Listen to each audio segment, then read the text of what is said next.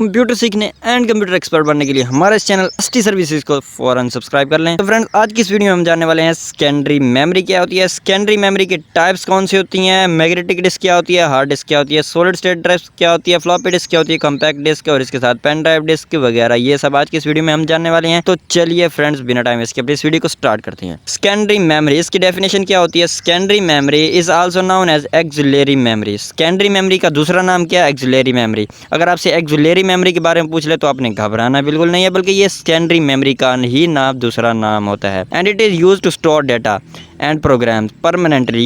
ये डाटा और प्रोग्राम्स को परमानेंटली स्टोर करने के लिए इस्तेमाल किया जाता है। In this memory data and are retained when the power is turn off. इसमें डाटा उस वक्त तक भी रहता है जब कंप्यूटर से पावर ऑफ कर दी जाता है, इसलिए इसको नॉन वोलेटाइल भी कहते हैं। नॉन वोलेटाइल का मतलब ही ये होता है कि इसमें डाटा परमानेंट स्टोर हो जाता है, चाहे आपकी बिजली चली जाए या ना चली जाए, बशर्ते ये है कि हार्ड डिस्क आपकी ख़राब ना हो। नंबर 2 हमारे पास आती हैं टाइप्स। अब सेकेंडरी मेमोरी की कौन कौन सी टाइप्स है ये हम जानते हैं। सेकेंडरी मेमोरी की हमारे पास बहुत सी टाइप्स है, जिनमें से चंद मैंने ये निकाली हैं। Magnetic disk, hard disk, DVD, CD, USB, HDD, SSD and FDD। चलिए अब जानते हैं कि सबसे पहले मैग्नेटिक डिस्क क्या होती है। It offers high storage capacity, reliability and capacity to directly access store data. Magnetic क्या होता है? हमें हाई स्टोरेज कैपेसिटी फराहम करती है और ये स्टोर डाटा को डायरेक्टली एक्सेस करती है। ये इसका सबसे बड़ा बेनिफिट है। ये हाई कैपेसिटी स्टोरेज फराहम करती है और स्टोर डाटा को जो हम स्टोर करते हैं उसको डायरेक्टली एक्सेस करने में हमारी मदद करती है। नंबर 2 पे हमारे पास है हार्ड डिस्क यानी कि HD। It is the disk storage device that offers very large storage capacity in the TB range. ये भी हमें बहुत सारा डाटा स्टोर करने में मदद देती है। कितने में? TB में, यानी कि टीराबाइट में डाटा को स्टोर करने के लिए हार्ड डिस्क हमें मदद देती है। नंबर 3 पे हमारे पास आती है सॉलिड स्टेट ड्राइव यानी कि SSD। ये क्या होती है? The main advantage of SSD over HDD यानी कि SSD का HDD से ज़्यादा फ़ायदा क्या है? मेन एडवांटेज क्या है? Is fast access time, less power. ये जल्दी फास्ट एक्सेस होती है, कम पावर कंज्यूम करती है एंड मैनी मोर। और इसके अलावा बहुत सारे फ़ायदे हैं इसके सॉलिड स्टेट ड्राइव के। नंबर 4 पे हमारे पास है फ्लॉपी डिस्क। फ्लॉपी डिस्क का अब इस्तेमाल बहुत कम होता है, लेकिन पहले बहुत ज़्यादा हुआ करता था। लेकिन ये एग्जाम्स में क्वेश्चन पूछा जाता है तो इसलिए मैं बता रहा हूँ। It is the soft magnetic disc.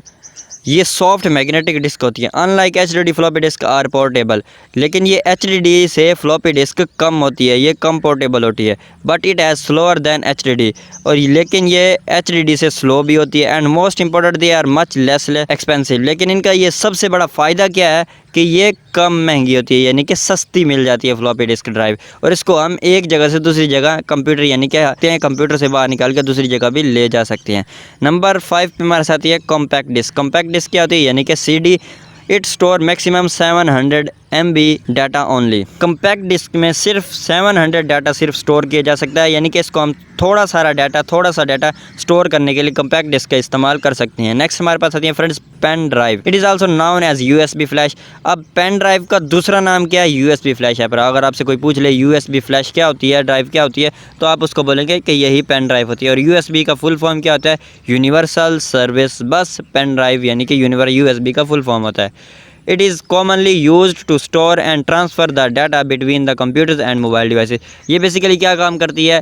दो कंप्यूटर डिवाइसेस या दो मोबाइल्स के दरमियान डाटा को स्टोर करने या एक जगह से दूसरी जगह डाटा को पहुंचाने के लिए पेन ड्राइव का हम यूज़ करते हैं। सो फ्रेंड्स, मैं उम्मीद करता हूं कि आपको मेरी ये वीडियो अच्छी लगी। अगर आपको मेरी ये वीडियो पसंद आई तो वीडियो को लाइक ज़रूर कीजिएगा और चैनल बने तो चैनल को सब्सक्राइब कर दीजिएगा।